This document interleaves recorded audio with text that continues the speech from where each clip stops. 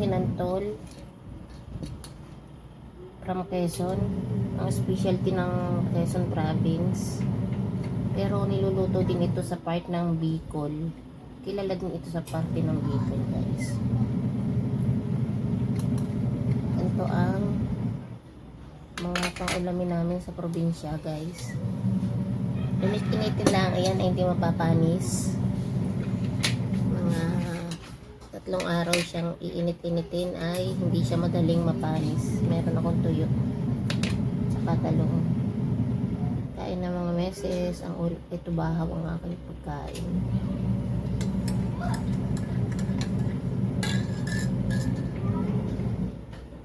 Ayan na.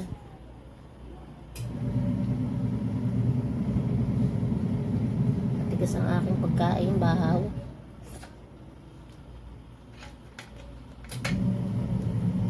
Sarap. Asim-asim yung aking sinantol dahil hindi ko napiga mabuti.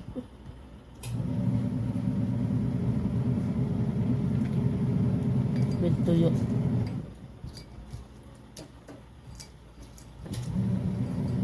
Yung lasa ng sinantol mga meses ay medyo maasim. Tapos nagmi-mix yung lasa ng tinapa at saka ng karne. Tapos medyo ano siya, malinamnam, maasim na malinamnam gawa nung gata, nung milk, coconut milk.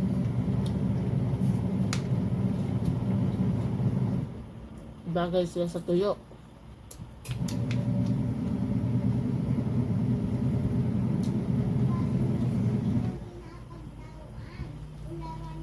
Ang init. Mainit pa ang aking talong.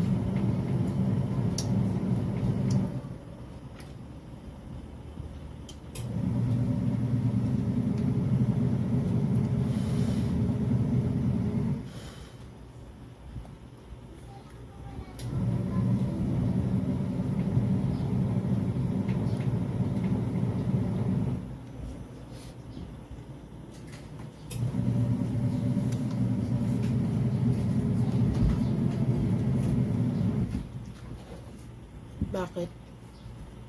Ha? Ma, subo. Sinantol gusto mo? Ano gusto mo? Tuyo? Nag-aaway na naman kayo.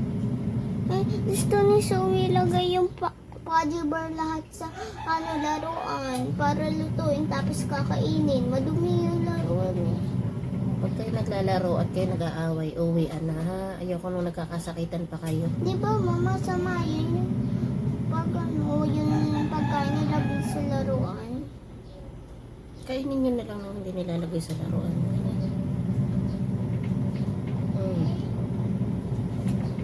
Huwag mag-away ha. Pag mag-aaway, umuwi na. Kasi nagkakasakitan lang.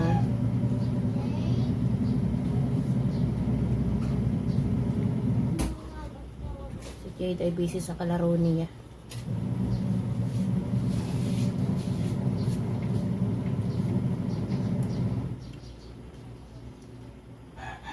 Hindi naman nawawala na nag-aaway sila. Kaya pag nag-aaway, pinapauwi ko ng mga bata. Isang araw nag-aaway, nagkalimutan sa mukha. Diyos ko po, mga bata na yan. Baka mamaya, bigla pumunta dito yung nanay at ako'y sugudin.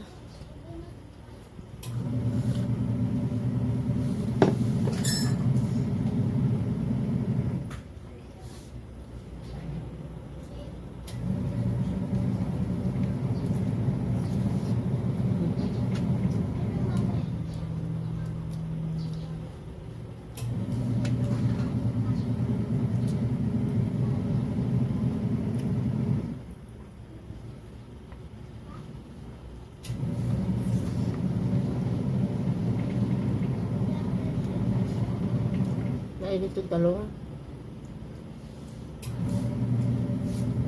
Di ba yung vlogger ka pa, yung dati baby pa ako?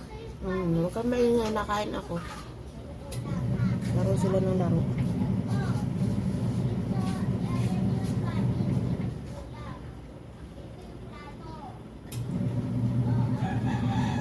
Si Jade ay hindi siya mahilig kumain ng sarili niya. Nagpapasubo pa. Hindi ko maintindihan yung bata na iyan. Pag pinakain ko siya mag-isa, hindi niya nauubos. Kailangan pa ng may nakaharap na pamalo.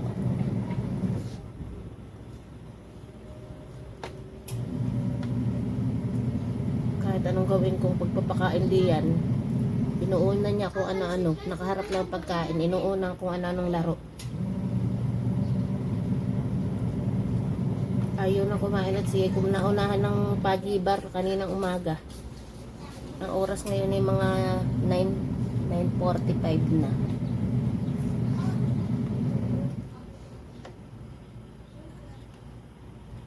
Masarap sa bag. May ka-partner na kape mga meses.